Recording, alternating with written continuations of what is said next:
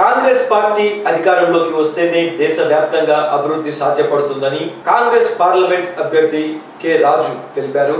ఆయన ఉదయగిరి నియోజకవర్గంలో Congress party MLA అభ్యర్థి అనిల్ కుమార్ రెడ్డితో కలిసి ప్రచార కార్యక్రమంలో పాల్గొన్నారు. ఈ సందర్భంగా ఆయన మాట్లాడుతూ తాను కలెక్టర్గా పనిచేస్తున్నప్పుడు ఉదయగిరి నియోజకవర్గంలో అనేక సార్లు పర్యటించానని, ఉదయగిరి గురించి తనకున్న అనుబంధాన్ని గుర్తు చేసుకున్నారు. కాంగ్రెస్ ఎమ్మెల్యే అభ్యర్థిగా పోటీ చేస్తున్న సోము అనిల్ కుమార్ రెడ్డిని ఎంపీగా తనని గెలిపించాలని ప్రజలను ప్రార్థించారు.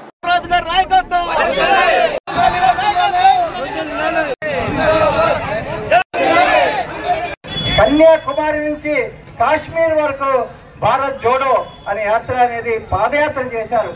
ఆ పాదయాత్రలో కూడాను నేను పాల్గొన్నాను. ఆ టైంలో నేను చూశాను, వారు కొన్ని వందల వేల కిలోమీటర్లు వెళుతూ ఎంతో మంది పేద ప్రజలతో మాట్లాడేవారు, వారి సమస్యలు అర్థం చేసుకునేవారు. ఆ పాదయాత్ర ముఖ్య ఉద్దేశం ఏంటంటే ఈ దేశంలో అన్ని మతాల వారు సమానంగా ఉండాలి, అన్ని మతాల వారికి హక్కులు ఉండాలి, ఈ దేశంలో మత సామరస్యం ఉండాలి, ప్రజాస్వామ్యం గట్టిగా ఉండాలనే ఉద్దేశంతో మరి ఈ భారతదేశంలో ఏకైక నాయకుడు ఆ గట్టి దృక్పథంతో ఆనాడు భారత్ జోడో యాత్ర మరి చేయడం జరిగింది. అంతటితో రాహుల్ గాంధీ గారు విశ్రమించలేదు. ఈ దేశంలో అనేక వర్గాల వారికి తరతరాలుగా అన్యాయం జరుగుతుంది. వారు అభివృద్ధికి దూరమయ్యారు. వారి అభివృద్ధికి మనం ఏదైనా చేయవలసిన అవసరం ఉంది అనే ఉద్దేశంతో భారత్ జోడో న్యాయ వర్గాలతో అభివృద్ధి చెందాలనే తృష్ణ వారిలో ఉన్నది. వారితో కలిసి పనిచేసిన అదృష్టం నాకు కలిగింది. వారితో నేను అన్నాను, అయ్యా నేను నెల్లూరు పార్లమెంట్ అభ్యర్థిగా వెళ్తున్నాను, మరి అక్కడ ప్రజలకి ఏం చెప్పమంటారు అని అడిగినప్పుడు రాహుల్ గాంధీ గారు ఒక విషయం చెప్పారు. అదేమిటంటే ఈ దేశంలో గత 10 సంవత్సరాలుగా ఈ దేశాన్ని పాలిస్తున్నటువంటి భారతీయ జనతా పార్టీ, అదేవిధంగా ఈ రాష్ట్రాన్ని ఆంధ్ర రాష్ట్రాన్ని పాలించినటువంటి తెలుగుదేశం అయితేనేమి, వైసీపీ అయితేనేమి, భారతీయ జనతా పార్టీకి దన్నుగా ఉంటూ ఈ దేశంలో ఈ రాష్ట్రంలో హిందువులు ముస్లింల మధ్య వైషమ్యాలు తీసుకొని వచ్చేదానికి ప్రయత్నాలు జరుగుతున్నాయి. ఇంటిగ్రేషన్ అవుతున్నారని తెలిసి చాలా చాలా దుఃఖపడ్డాను. మరి అదేవిధంగా ఈ ప్రాంతానికి ఆ రోజుల్లో మేము అనుకునే ఉన్నాం, ఈ ప్రాంతానికి నీటి సదుపాయం కలిపేదానికి అనేక అవకాశాలు ఉన్నాయి. సీతారాంపురం చెరువు అయితేనేమి, పెద్దిరెడ్డిపల్లి చెరువు అయితేనేమి, ఈ విధంగా అనేక అవకాశాలు ఉన్నాయి.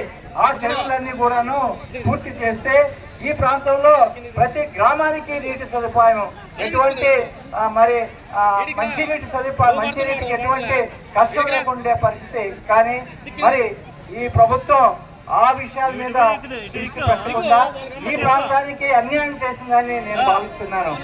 మరి నేను ఎంపీ అభ్యర్థిగా ఎంపికైనప్పుడు రాహుల్ గాంధీ గారితో నేను అడిగాను, ఎందుకంటే రాహుల్ గాంధీ గారితో పాటు చాలా సంవత్సరాలు నేను సన్నిహితంగా పనిచేశాను.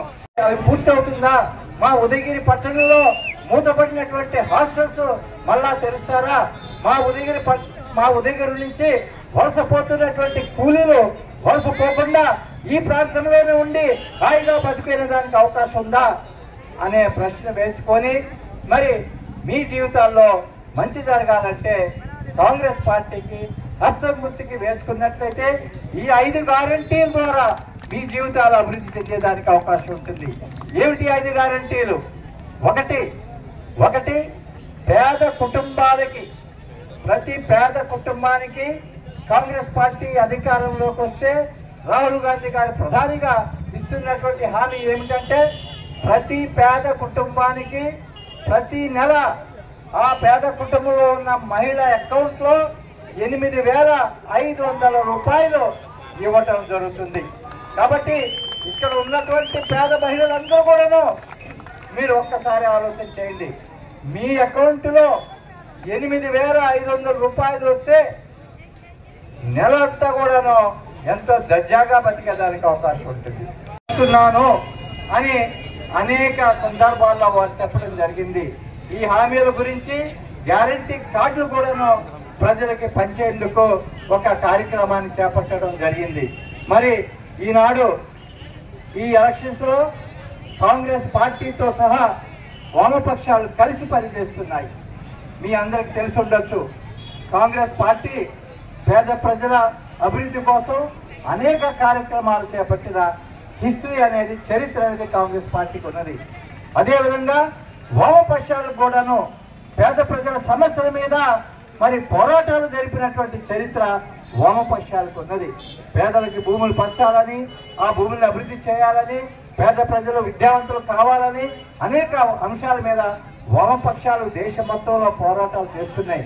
మరి పేదల తరపున ఉన్నటువంటి రెండు పార్టీలు కలిస్తే పేదల జీవితంలో తప్పకుండా మార్పు వచ్చే అవకాశం ఉంది. కాబట్టి